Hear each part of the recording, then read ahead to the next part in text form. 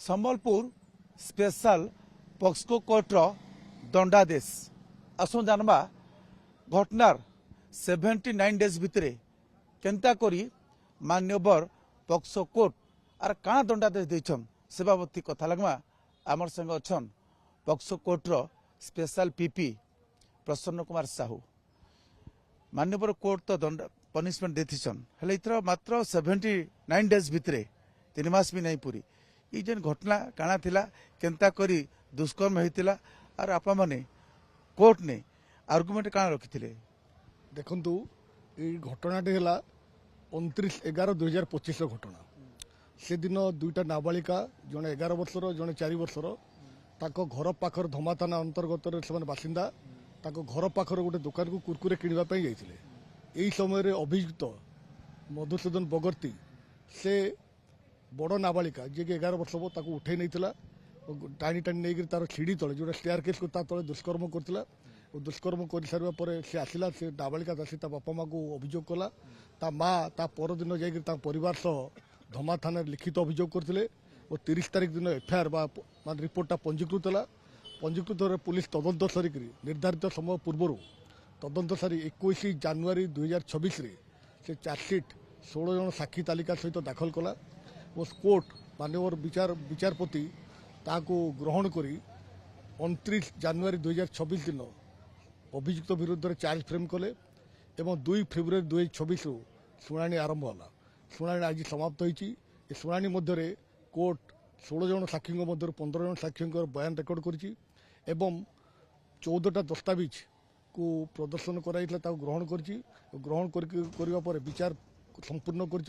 विचार संपूर्ण कलापर आज मधुसूदन बगर्ती को दोषी सब्यस्त करने सह 20 वर्ष सश्रम कारादंड एवं 50,000 टका जरिमाना कर 50,000 टका जरिमाना अनादर आउ 1 वर्ष सश्रम कारादंड कर भाव में विचार प्रक्रिया समाप्त होती जहाँकि संबलपुर विचार विभाग इतिहास रे एक दुर्लभ एवं प्रथम थर घटना 80 दिन भी नहीं 79 दिन भितर करवाटा जहाँकि समस्त सहयोग विशेषकर पीड़िता परिवार पक्षर सहयोग कराइला सरकार पक्षर समस्त प्रकार सुविधा जोड़े टीम कंपेंसेशन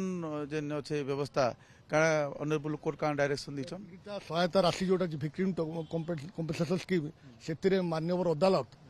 जिला आईन सेवा प्राधिकरण को 10 लाख टका क्षतिपूरण पीड़िता को देवाई निर्देश देते परवर्ती समय जे कन्विक्टेड हेले दंडादेश देछन कोर्ट वर्ष के एज केते आ विक्टिम एज केते माने जे दोषी सब्यस्त बयस 50 वर्ष हे एवं जे नाबालिका बयस प्राय 11 वर्ष हे यहाँ समाज रे बहुत माने बहुत खराब जिनस जोटा कि यहाँ आपण मान माध्यम रे जाऊ जो भविष्य में साहस न करे कार्य कर नातिन बयस हाँ निश्चय निश्चय निश्चय नाति ना आम नाति टू झील भाई 11 वर्ष 50 वर्ष तार रिपोर्ट भी दाखल हो बुढ़ा लोक बोल से धन्यवाद आप शुणुले प्रतिक्रिया स्पेशल पीपी पॉक्सो कोर्टर